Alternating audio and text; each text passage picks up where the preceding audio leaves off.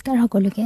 আজি ঘৰৰে মধুৰি আছিলে, গছত ইমান ধুনীয়াকৈ পকি আছিলে, তাকে ভাবিলে যে টেষ্টিকৈ বনাই পিনি খাওঁচোন কিবা এটা।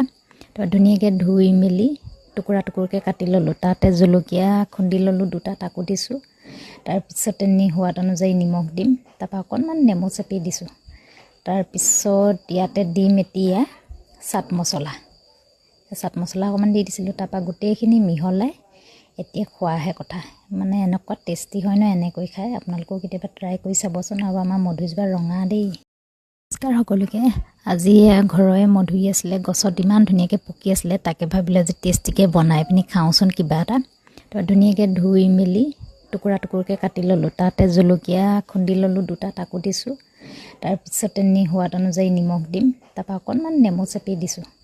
তাৰপিছত ইয়াতে দিম এতিয়া চাট মছলা অকণমান দি দিছিলোঁ। তাৰপৰা গোটেইখিনি মিহলাই এতিয়া খোৱাহে কথা, মানে এনেকুৱা টেষ্টি হয় ন এনেকৈ খাই। আপোনালোকেও কেতিয়াবা ট্ৰাই কৰি চাবচোন। আৰু আমাৰ মধুৰিজোপা ৰঙা দেই।